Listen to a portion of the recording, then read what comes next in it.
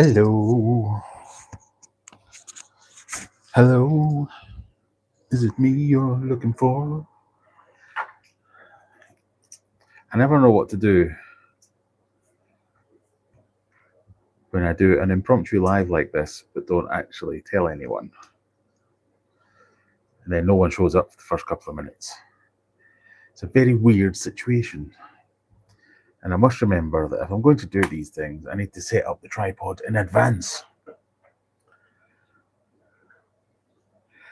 Zenny's here. Hello, Zenny. Can you hear me? Can you see me? In fact, I'm going to try a new thing and go off Wi-Fi. It'll be less jittery than usual. Hello, Debs. Hello, Mandy. We are watching Vertical now, and yes, AV Good. We are watching Vertical now because I have just come home. I have been away for a few days, visiting the homeland, saying goodbye to my granny.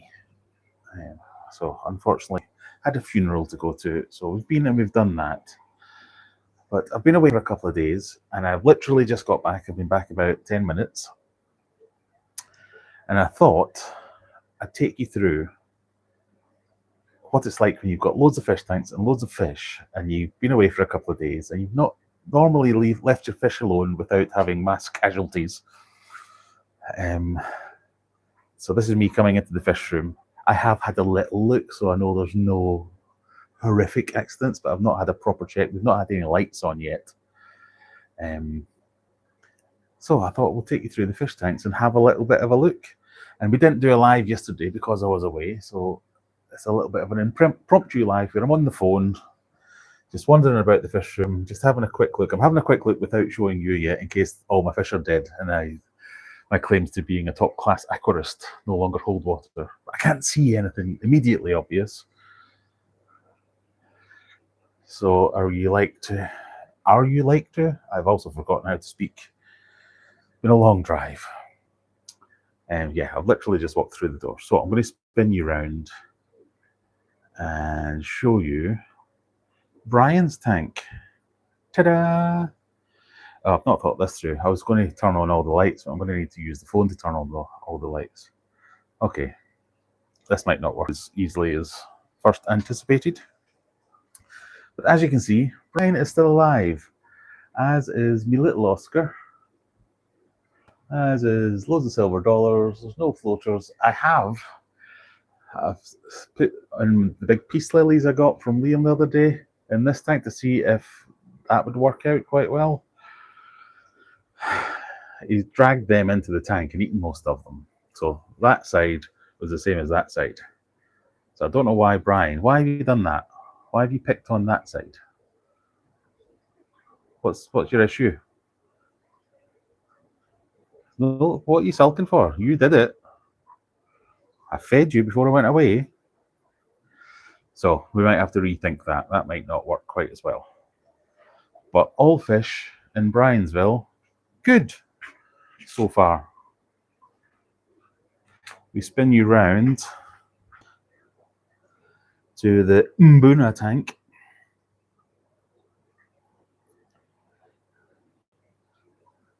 They all seem to be okay. Now, they were all hiding before I came back and switched the lights on.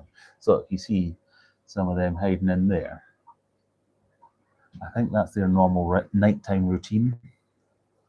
But they've all started to come out in the hopes that maybe I'll give them some food.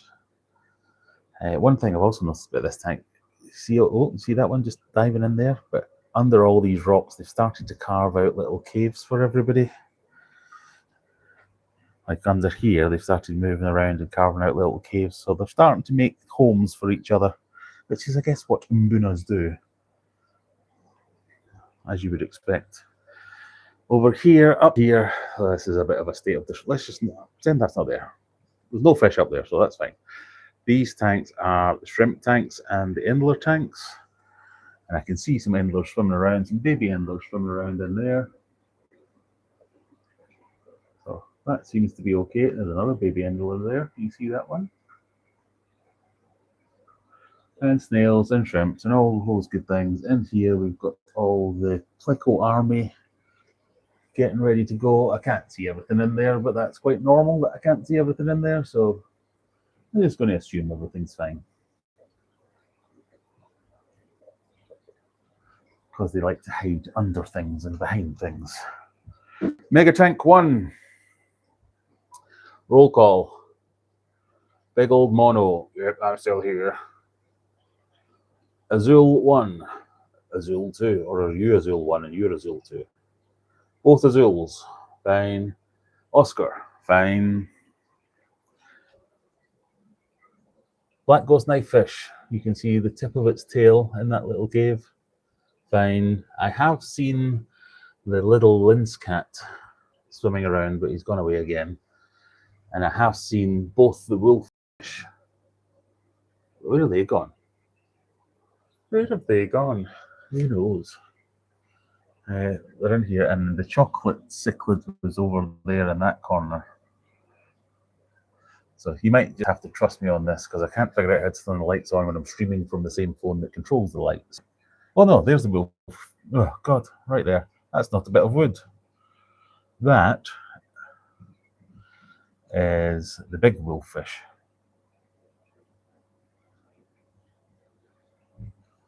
The only one I've not seen is the little wolffish yet. But yes, I have just seen him. He's hiding in the back there. Just there, the top right of your screen. So I think we're all good there.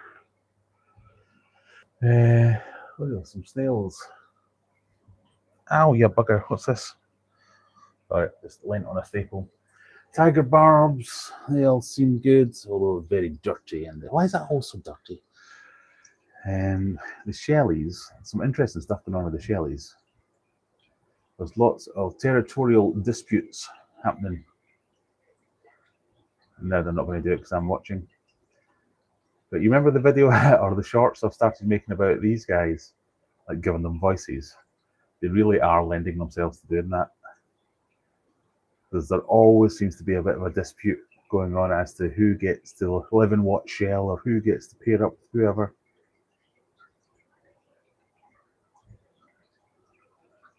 And now they're just going to pretend oh no, he's filming us again. Ron, just leave it, he's filming us. They were having a big old Barney earlier on about who gets to live in that shell right there. But not anymore. Aquascape V1. It didn't work. For those of you who were wondering, I did have a plan to reseal this tank with a bit of acrylic and loads of silicone, because I've never met a problem that can't be solved with loads of silicone. I have now. That did not work, despite everything I said. These two tanks here is my next project. This is going to be, they're going to go over there and swap with the Pleco farm. And that's going to come over here and be Aquascape project number 2. So we'll have to do that at some point. And there's obviously all this clearing up still to be done from the disaster that we had over there. But if you look at Mega Tank 2 with the lights off, it's quite an interesting tank. Sorry for all the reflections, but it's probably not happening because I've been here quite a while now, but the rummy noses kind of sleep. And just chill on the bottom like they're asleep. The stairbuys are usually out and about doing things in the dark. This one's a bit like, oh, he's caught me.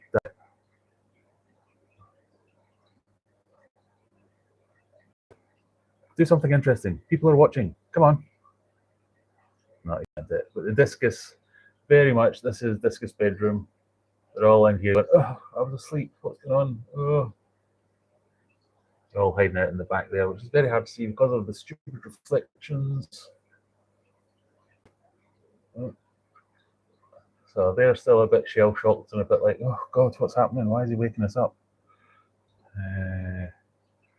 But I do like every now and again coming down here at night time and checking out the fish, because you do see some different behaviour. Which isn't always, oh God, leave me alone. Sometimes some of the fish get up to stuff at night time. But it was these ones. I thought the interesting thing was the Congos were doing Congo things like normal. The Alestes were doing Alestes things like normal. But the rummy nose tetras, they're always very busy, and they add a lot of life to this tank, just bombing about, doing their thing, which they're now starting to do again. But they were just kind of hanging out in this crypt farm here, asleep, basically. They've now woken up because they think, oh, maybe it'll feed us now. I'm not going to. Ha!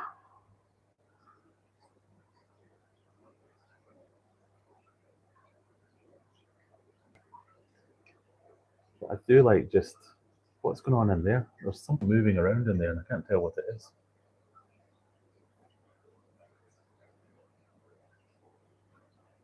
Reveal yourself. What could it be?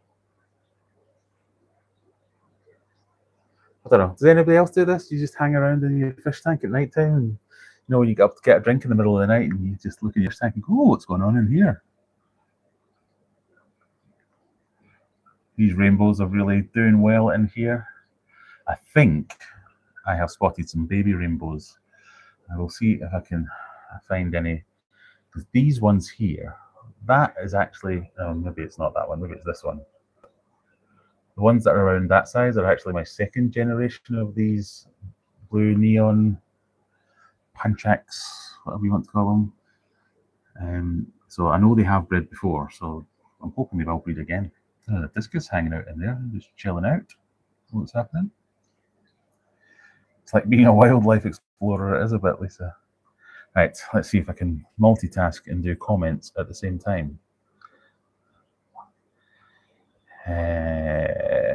Right, hello. AV, good, that's what we want to do. Hello, Zen Ginger. Hello, Rebecca's here as well. All the ladies in first. Where are all the men? Okay, late again to the party. Stuart's here. There we go. Callie says, where are you from, my friend? I am from Scotland, Glasgow, but I live in Sheffield. So I have just driven back from... Sorry, this is making me laugh. This one's come to check out the phone. He's like, oh, what's going on here? Why are you on my side of the tank? I've just driven down from Glasgow to Sheffield. Oh, I'm going to drop this any second now. Sorry for the reason, but glad you made it there and back safely. I did, with the whole family as well, and there was very little fighting, so that's always nice. Lily, Andy Fry, nice to see you. Aquarium Delirium. I do like saying that. Aquarium Delirium. Right, can I focus on a fish while I chat, rather than just randomly standing here? Let's see if we can focus on these plants and see if anything pops out of them.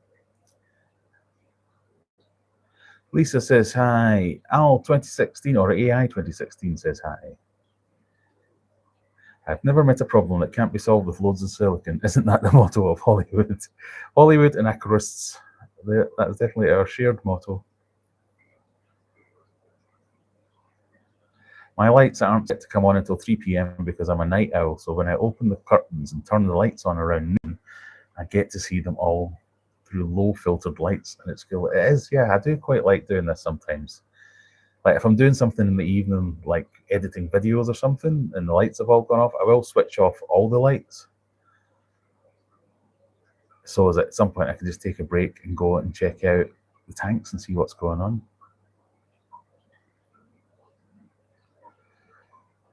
Freshwater Ichthyology says, I've discovered some joy in video. Oh my God. I've discovered some joy in video editing. So much easier when you have reasonable software. CapCut isn't cheap, but makes life so much... yeah, it is. Especially if you pay for the pro version, because it does help you out quite a lot. See, this is an area where AI can be good. If you use AI to help you edit your videos, rather than just to make your videos and complete AI slop, it can make life a little bit easier for you. DM Aquatic says, will you be doing a discus breeding tank? One day. So one of the things I wanted to do with this tank, so if you are new here, this is it my latest DIY tank? I think so. We're calling this Mega Tank 2. So this is a 12-foot long discus tank. And there is something like 25 discus in here. So I know that I've been doing like that and we've maybe shown you 3. But there's a lot of them in there. It's a big tank. And there has been some breeding activity over at this end, and I think this is probably one of the breeders, this fish here. So they've been laying over here, and all the other discus have been keeping to themselves over here. But it is a community tank of all kinds of fish, so there's a fest of them there. So it's the kind of situation that would not bear fruit normally, because if you've got a normal size tank, and by a normal size, like your 4, 5, 6 feet tank, if you have a number of discus in there, they will lay eggs all the time, but they will never survive because one is usually carnage, because the parents are just constantly fighting off all the other fish, and all the other fish are pinned to the other side of the tank and can't get any space. And then when the lights go out, if they ever do get to the free swimming stage, they get gobbled up. But in a tank of this size, I'm wondering whether the parents can be a bit more successful in defending an area over there that's maybe 3 feet and giving 9, I had to do quick maths there, 9 plus 3, yeah, 12. Whether they can defend 3 feet, which is a perfectly adequate, if not more than enough, to breed in, and the rest of the fish all get a 9-foot tank to chill out in and relax, and they don't feel the need to be bullied. Because I think I don't know this for sure, I think part of the reason the fry get eaten, or the eggs or the free swimmers get eaten, is because the parents are quite aggressive defenders, and they think, well, let's just eat the babies and then they'll stop beating us up to stay out of the way, because this tank isn't big enough and we need to go over there because it's so, do you know what I mean? So it's not natural, but it's a more natural space for discus breeding in this big massive tank. So I want to give it a year, maybe even 2 years, to see whether or not anything happens naturally. Because like I was saying earlier, I've noticed some baby dwarf neon rainbows. I think I definitely have noticed extra sterbicories. So there are more sterbicories in here than I have ever put in here. I've not seen any tetras. Well, maybe I haven't. I haven't been looking properly enough. But I've definitely seen the discus laying. I just don't know whether or not they'll make it. So I'm going to give them a chance. And if they don't, then yes, I'll start to take out the pairs and see if I can breed them, because I do enjoy breeding them. And that might be what we end up using those tanks up there for, because I've had best results I've had is with high discus tanks. High breeding tanks. High as in high off the ground. When they're low to the ground, they don't seem as successful. I think they get spooked too easily. When they're high off the ground, they can see what's coming and they're feel a bit safer and breed a bit better. So if that's a long-winded say of, am I going to start discus breeding? Yes, but I want to see what happens first.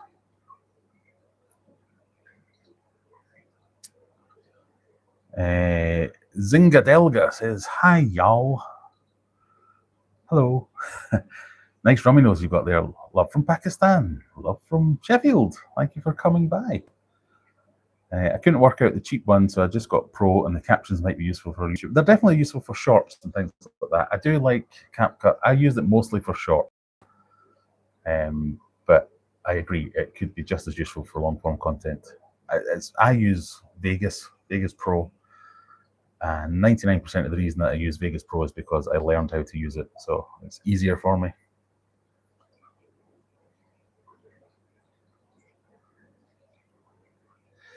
Pairs kind of seem easier sometimes because I find discus just pair up no matter what.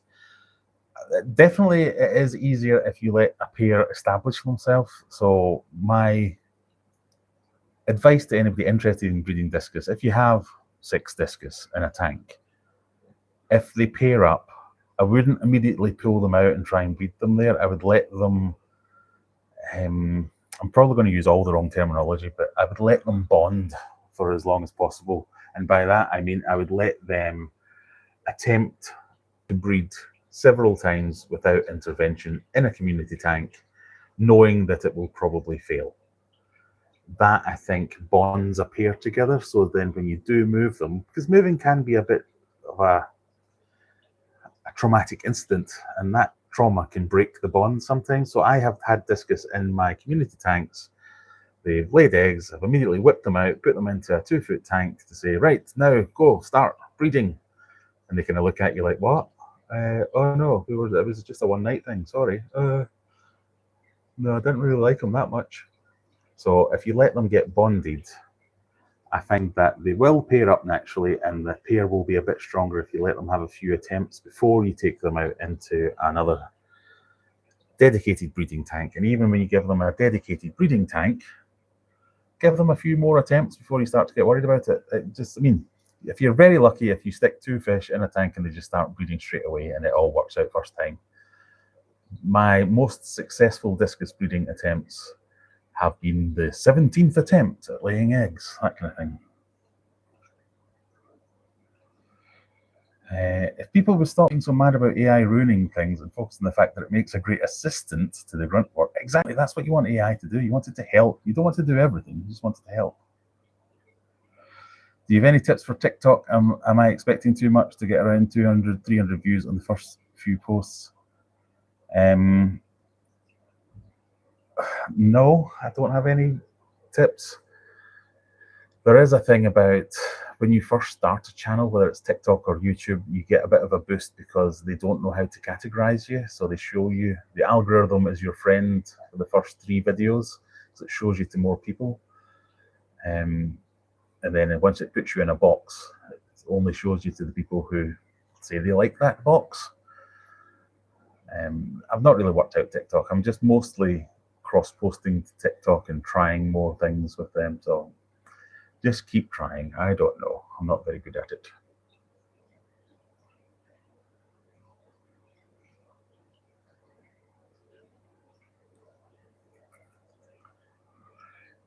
Discus are like pancake parents. I like that. They always F up the first few times. Exactly. They do indeed.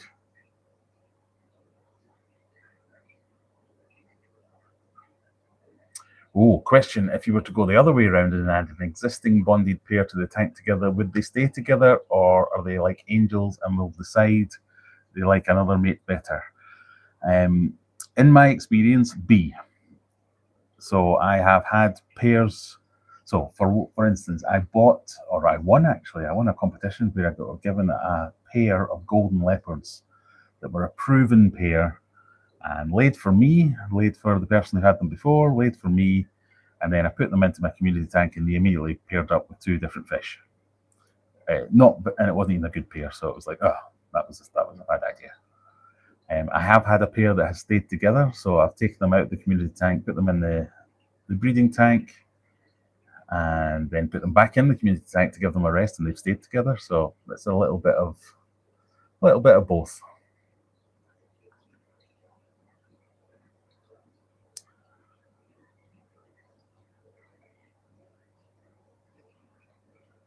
Evening all, Natural Scapes, nice to see you. Not my first videos, but the first time I've posted maybe 2 or 3 years. I might try more short, general, trend-based videos. So the thing I like about CapCut, I'm going to let you in behind the curtain now. It's just dead easy. If you have, like most of us will have, hours and hours of video, pictures on your camera roll, all that kind of stuff. I mean, go and look at mine. You'll notice my Instagram has been busy of late, and my TikTok, and loads of people have commented, someone has just discovered CapCut. And that's because you can use the CapCut Trends tab, where they'll put up templates and people can reuse those templates. And it's like music's all set up, the editing's already done, you're just adding your pictures into an existing template. And then you just go through your camera roll and select 5 or 6 pictures. And then you've got an instant short or an instant TikTok. That's dead easy because it's easy to do. So that works quite well. The captions, the auto captions, I think is a big thing, that you've got to have captions, because the 99.9% of people that watch TikTok or YouTube Shorts do so on the toilet, and they don't want it blaring out, so they want to see what you're saying or what's going on. So that really helps as well.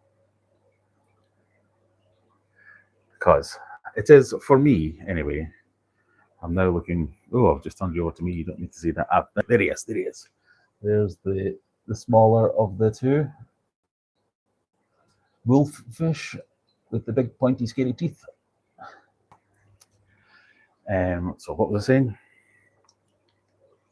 For me, it's mostly about what's achievable. So I have a full-time job. I have a wife and 3 kids. I have a home to run. They are my 3 priorities. And then 4th, I've got a fish room to run and lots of fish to look after. And then 5th, I've got a YouTube hobby. So number 5 is the one that gets dropped when there's not enough time. So that's why for a long time I never posted on Instagram because I just didn't have time. I never posted on TikTok because I didn't have time. And I concentrated purely on YouTube and just YouTube. But for the last month or since I've been to Aquarium and met some proper creators, and by that I mean people who do it for a living, who were, you would think it would be the kind of thing where there would be egos would clash and there would be too many egos, but they were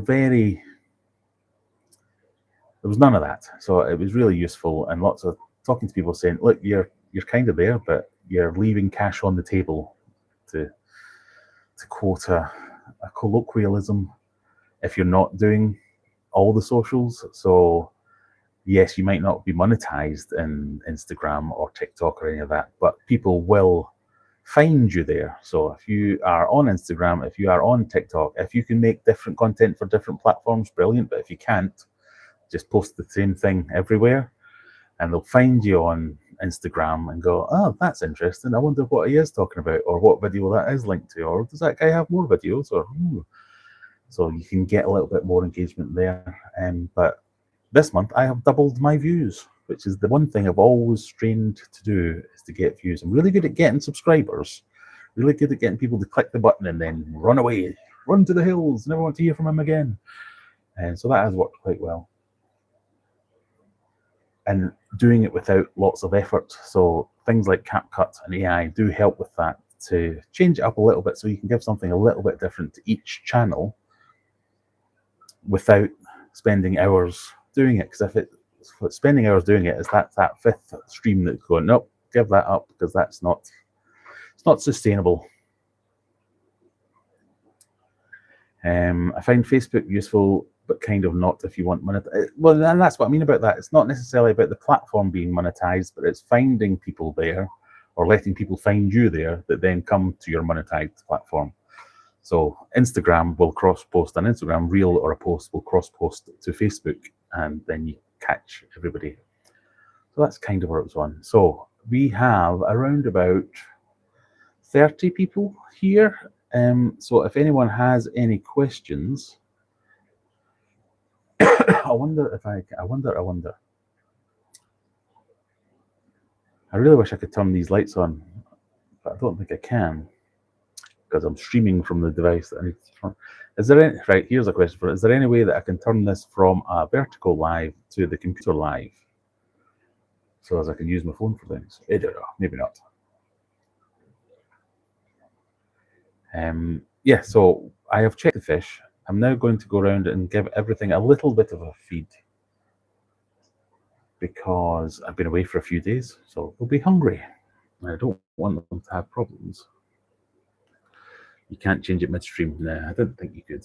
That'd be annoying. Oh, I'm showing you behind this. Showing you behind the curtain now. So this is the normal view for the normal live stream. As you can see, I've got all the stuff that I've not finished off. So you would normally only see that angle, so it looks a bit more finished. This is one of the things I'm working on, is to try and make the fish room a little bit more aesthetically pleasing. So I've done all this stuff here. That's made the start. I've got a new floor. I've added the floor everywhere. That's a new table that I might, aquascaping stuff. I was thinking about making, like, oh no, this isn't a paludarium, but I was thinking of making some kind of screen up to the roof there and covering it with plants, so as I could have loads of plants and make it look like a paludarium, even though it wasn't. And then just making my way down, making things look nicer and nicer, and hiding all these cables and wires and all that kind of stuff. So if my dad's watching, I understood what you were saying about it. I will try. I'm not naturally a very tidy person, so you know, it might be hard. What is your conditioning routine? I'm struggling to get a pistogramma to spawn again. Any tips? I mean, I have had a pistogramma, and I don't think I've ever bred them. But generally, with most things, it's conditioning means getting them into condition where they're ready to breed. So, in my experience, because again, I'm not an expert in any of these things. In my experience, fish will breed when they are happy or when they think they're about to die. So I have seen a lot of really questionable techniques where people are going, "Oh yeah, but my angelfish are bred because I've done this." I think there is a subset of fish where if they think they're about to get wiped out, they will try their hardest to breed to keep the line going to bear children. So it's not because they're happy; it's because they think they're going to die. And it's like, as a last resort, oh, we're going to die! Quick, let's have a shag. So my advice is obviously to go for the type where they're happy to breed and they want to breed. And that would be get them well fed, get them in nice clean water, often a switch up of food to something, and this will be different for most fish, but if it's a fish that enjoys a protein-rich diet, upping the level of protein, because breeding can be quite costly in terms of nutrition, quite a costly process. So they get to the point where you think, right, I've built up some reserves, I'm ready to go. Come on, dear, let's go to behind that rock and get it on. So that could be just throwing in a few extra feeds of some live food, some frozen food, something like that. Similarly, with vegetarian fish or fish that have a more vegetable diet, is just giving them more of a good quality vegetarian food. And then sometimes it's a trigger, like a seasonal fish will be triggered by the water getting cooler. So you might just do a couple of cool water changes to drop the temperature fairly quickly. So if they're normally at 25, you drop it to 22 by doing like a 50% water change with cooler water. That can be a trigger. But conditioning for me is all about getting the water generally as clean as possible, so as you know that they are nice and healthy, they're not faced with any environmental challenges, having them nice and confident, so they've got caves, they've got territories established, all those kind of things, and then getting them nice and well fed. So different things for different fish. For a discus, for instance, I will often introduce frozen foods rather than live. I've done live foods as well, but I've never tried it as a breeding aid. So I don't know whether it would work or not, but I would normally do some extra frozen foods, some extra. I've immediately forgotten the name of the things. Mysis shrimp seem to be good for the discus. They always seem to work quite well. And then a cooler water change would always get me there.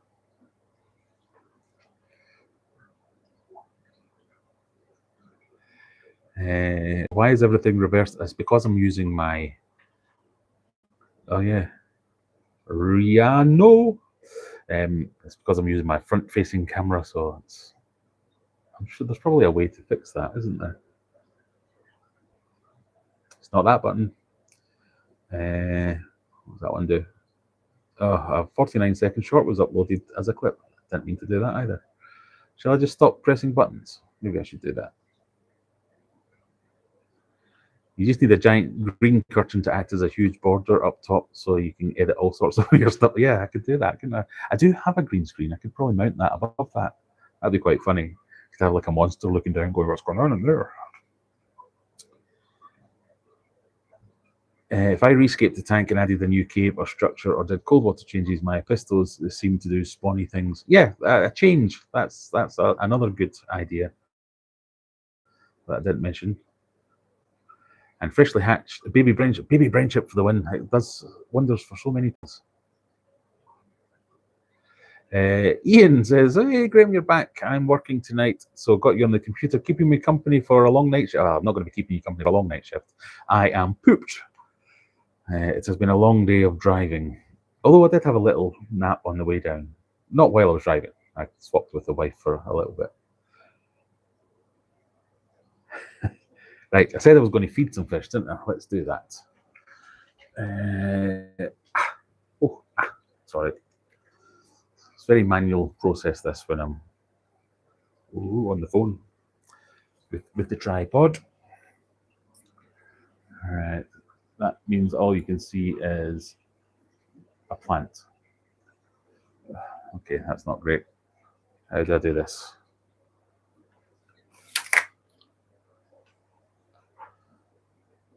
That better. So for this one, we will just go with a few pellets. These are the Massivore Delight. Each pellet has the same nutrition as 9 goldfish. My favourite fish fact. Oh, the goldfish got one there. That's good.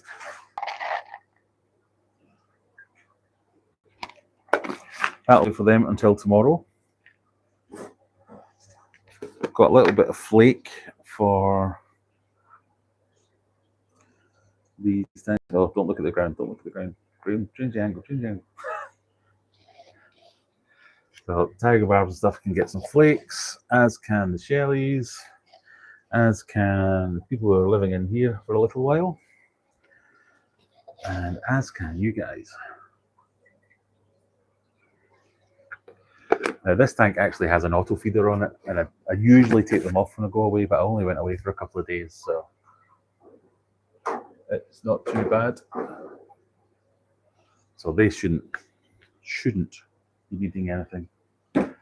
And then got some big sturgeon pellets, I think they're called. In fact, I haven't checked on the puffer yet. But he's hard enough to see in the best of times. He's probably in that. Yes, he is. I can see him in that rock structure. So I can't show you that because you won't be able to see it. And then Brian. Oh, I've got all my lids, by the way. They've finally turned up. So I have 3D printed some handles for them, but I haven't stuck them on yet.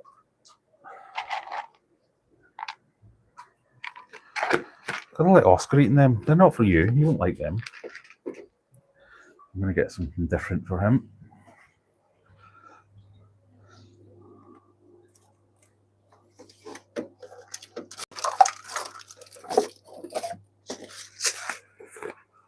So I have some floating chichlid pellets, which the Oscar and the silver dollars actually quite like.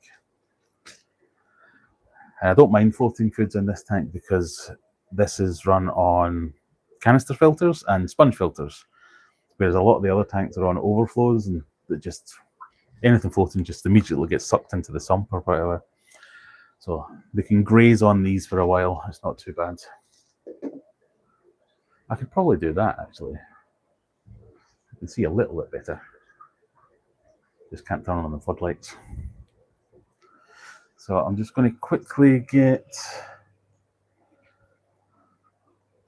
these guys. These have my micro pellets, which is a kind of vegetable-based tiny little sinking pellet. They seem to quite like.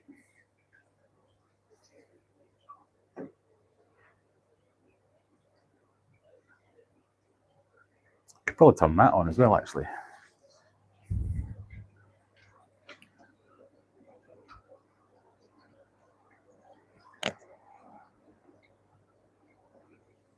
Yeah, maybe not.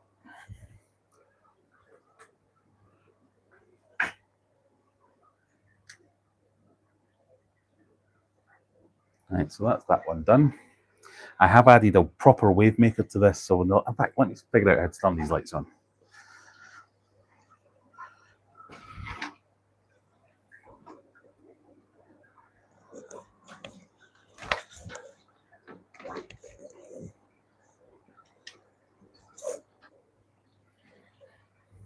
Here we go.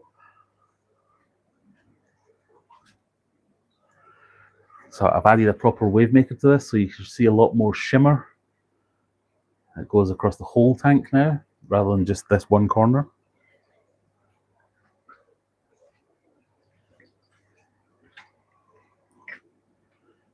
And it looks a lot better in my opinion.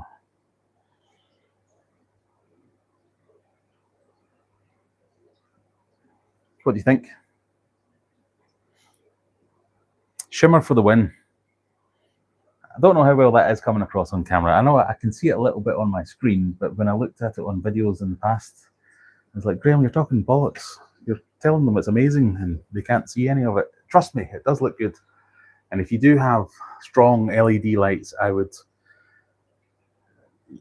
challenge you to disrupt the surface of the water to see how good shimmer can. It just makes such a difference to me. Looking at that, it looks so much better. So anyway, I don't know. Maybe not. Yes, the shimmer looks more natural. Thank you, Stuart. You can come again. How's Brian getting on? His tank looks great. He's getting on fine. The sturgeon pellets look like Great Dane kibble. They do look a bit like dog food, yes. Yeah, the shimmer is brilliant. It's good with wave makers and spotlights. I love it on my Africans, but I've tested it even. So these are the Huiger spotlights. Really a big fan of these. They do have a fan, and you can hear them if you get up right close, but it's not loud at all. And the amount of light they put out is fantastic. So for the price, really happy to recommend them. And they're a fantastically strong light. But I've tried it with just your bog standard LED strip lights, and you also get, it's not as good, the shimmer, but it's good. So just adding a little bit of extra shimmer just make everything a little bit better. Oh, there, we're balancing in the air. Okay. Good evening from Antwerp, says Peter. Nice to see you, Peter. Hope you're well. Did I feed them? I did. I didn't feed him. So I want to do... So this is my Hikari Sinkling Cichlid Gold. A lot of my fish do well with this one. I quite like it. What's going on in here? Oh no, it's just a dead leaf. That's all right. Thought that was a dead fish in one of the tanks, but it's just a dead leaf. This is a Fahaka puffer in here. You won't be able to see it because he's hiding at the back underneath all the rocks. But he is pellet trained, so he takes some of these. So I do give him every day 3 or 4 of these. There's some goldfish here at the moment as well, because this is getting overrun with duckweeds, and the goldfish are the best thing I've ever found to sort duckweed out. But they also steal his food. So I'm going to throw in a few extra so the goldfish have something to go for as well. I'll give Megatank a few of these as well. And I'll give Brian a few.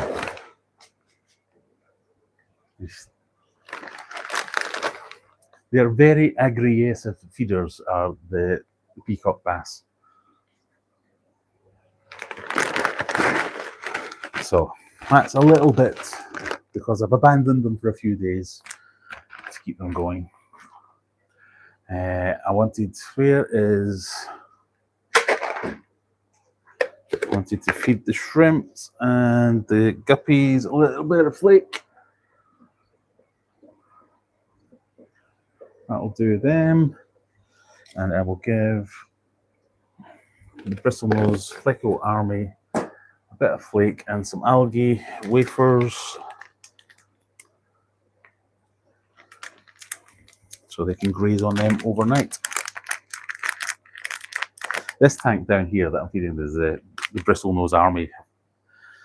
I'm going to leave you there for now. But it was overrun with all kinds of different kind of algae. And just adding these bristlenoses in there for a few days that they've been in there, they've completely wiped it out. So those arguments about, oh, are bristlenoses that good? Are plecos good alligators? Should you use them as cleanup crew?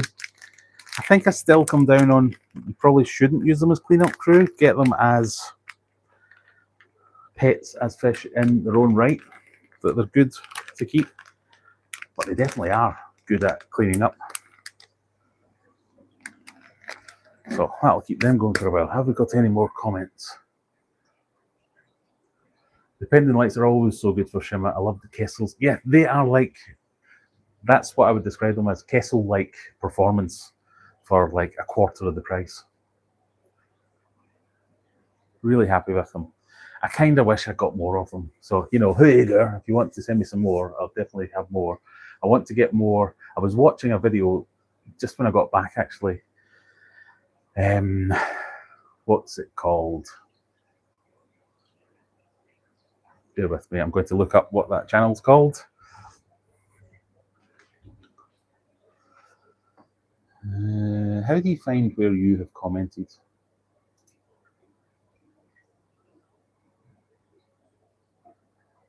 Community.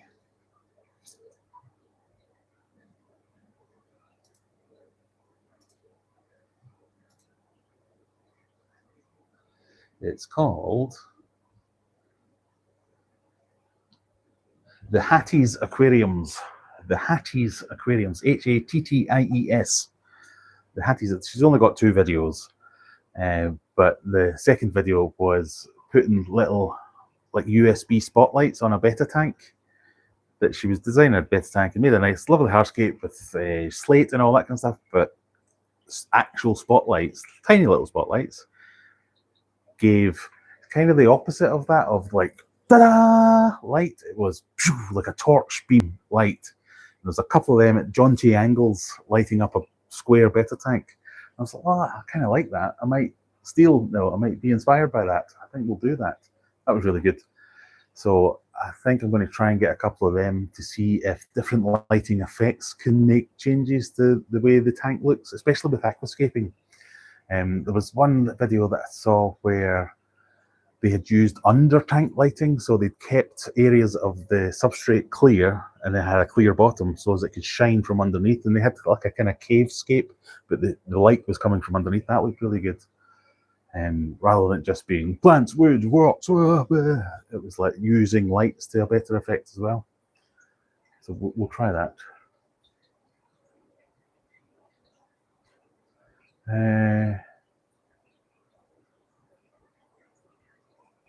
Where are we at today? Okay, sorry. I had an amazing discovery in the beginning of the week in my newest plywood tank. A bunch of baby plecos on my new driftwood. It is nice when that happens. Yeah. Baby plecs have always got me like that, where I've been like, oh, put a cave in. Oh, I think I saw some eggs. Oh, no, nothing happened. And then not 2 days later, you're like, there's 1,000 babies everywhere. That's pretty cool. I do like babies evolved. Descriptions are really good. What guppies are you keeping at the moment? I have only got one type, so it is endlers, and they are, I've immediately forgotten, tiger endlers. A certain type of tiger endler. I'd have to look it up because I'm rubbish at remembering names of fish. They're not tiger endlers. They are a type of endler. I can't remember.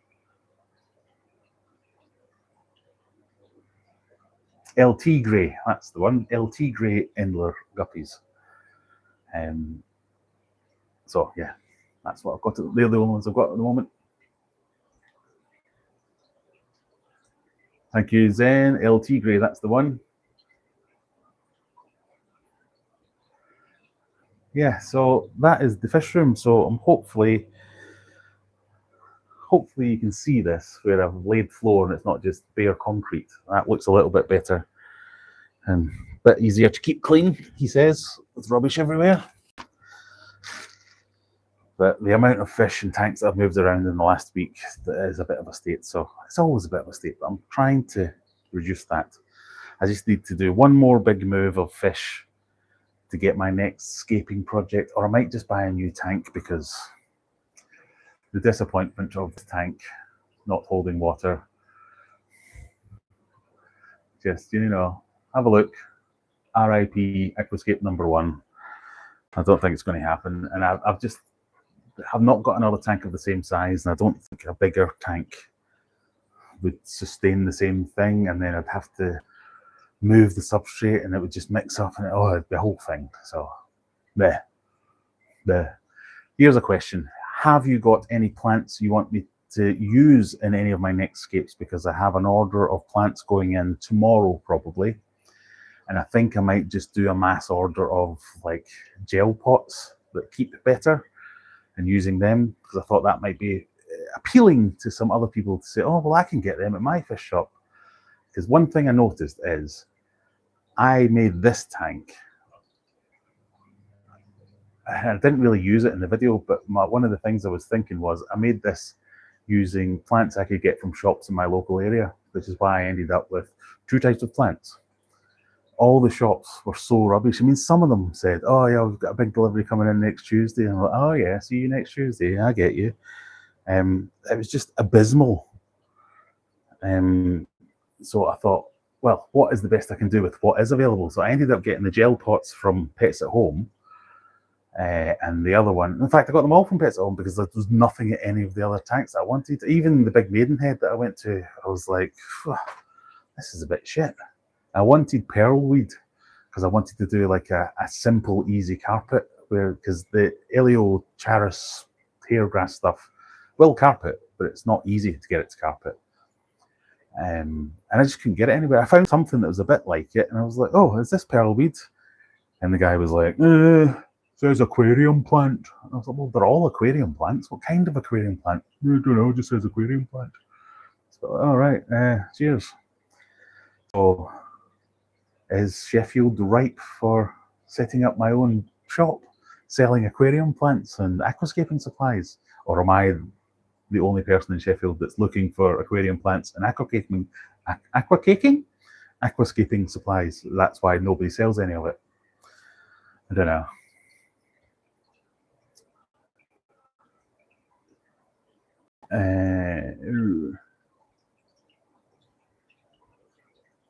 It seems plant selection has gone down again. It does. It was just not good at all. Oh, what's that? Oh, hang on. Crinums. Oh, I do like crinums. The Madagascar lace. Yeah, I do have a couple of them. Pongatons. I like saying that. A pongatong. They are my favourites. I like them too. They are hard, in my opinion. But yeah, maybe I should keep them. Not for carpeting. No, that not specifically for carpeting. I just thought, what kind of plants would you like to see? Because it's still in the back of my mind, that Swedish guy going, you're doing guppy level plants. I'm bloody not, you know. I'll do some good. I will. Whoa, let me show you. I'll show you a good plant. So yeah, maybe I'll get some like Madagascar lace and like proper difficult plants. Kill them all and be proved right. Did you order pearlweed? I haven't. I have some if you want a bunch. I would like a bunch, yes. Horizon Aquatics, yeah, in Durham, they will post to you. They will post to me, but one of the things about plants is, and I'm guilty of this myself, I sell plants, so I can order them in from a wholesaler myself, and I can stick them on my website, but plants are farmed usually above ground, above water, out of immersed.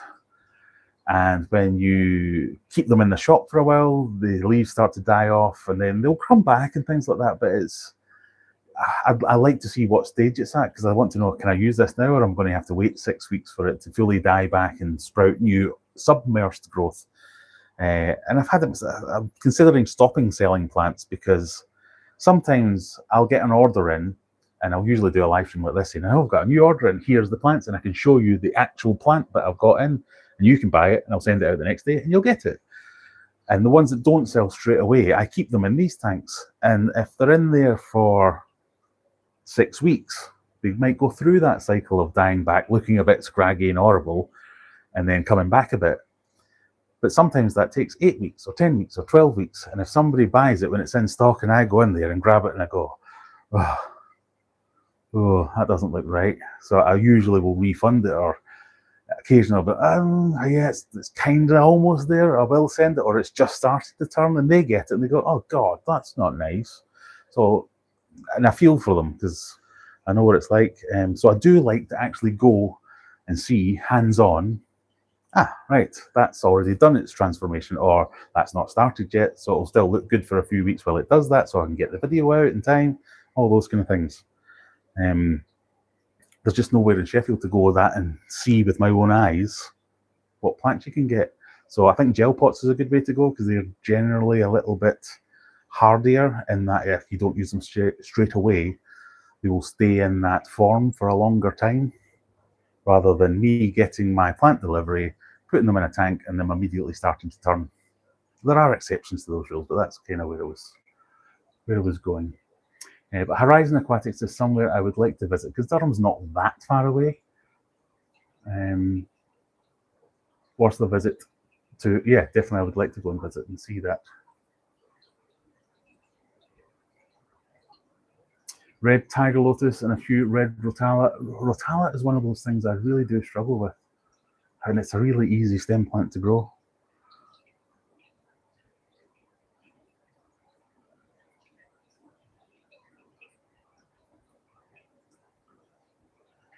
Dixie, nearly got me with that one.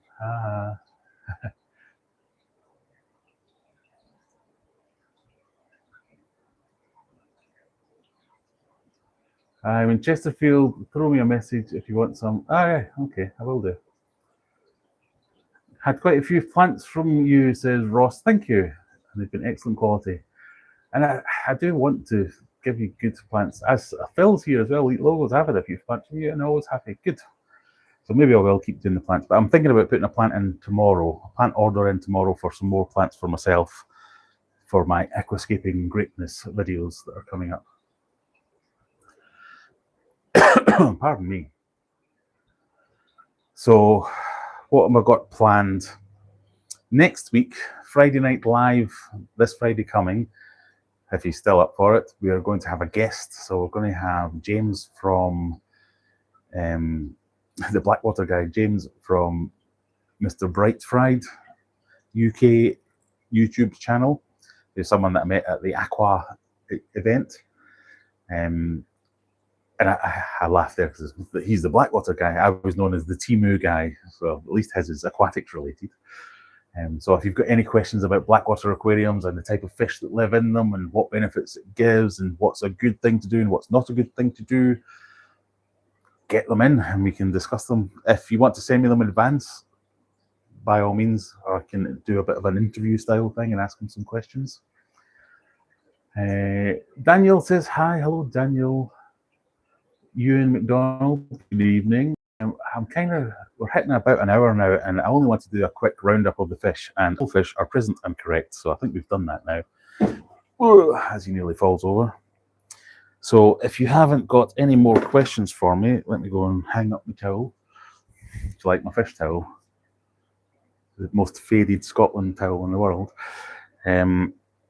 Get them in the chat if you have any more questions. Otherwise, I'm going to go and turn things off, go back upstairs and have some dinner, because I've not actually had my dinner yet.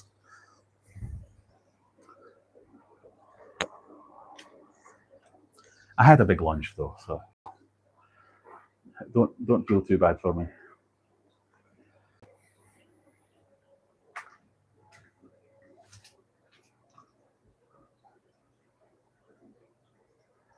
Night night, Brian. Right, I think that's us. Thank you everyone for joining me for this impromptu live stream. Get that towel on a lamppost. Not an aquarium. It's not an Aquarium Adventures towel. I do have an Aquarium Adventures towel. Towels are available from our friend Phil. I will do a bit of shameless shilling always before we sign off properly. So you can get, this is in all its glory. This is my Aquarium Adventures towel. One of several designs available. This is a Mucky Doings one. Oh, that's the wrong way. This is a Mucky Doings towel with some embroidery. You can get like a discus logo. And let's not forget, they come with convenient hanging loop. A lot of towels come with hanging loops, but I really like the fact that they have hanging loops. Yeah, so we will do that. Sign off after a bit of shameless shilling. I will not be putting any towels on any lampposts. Thank you very much for joining me, everyone. I hope you had a good weekend. Sorry about no live last night, but I had something more pressing to attend to. Normal progress will resume next week, and I'll see you on Friday if we don't have any videos during the week. I think we'll probably have a video during the week. If not, I'll see you on Friday. Bye.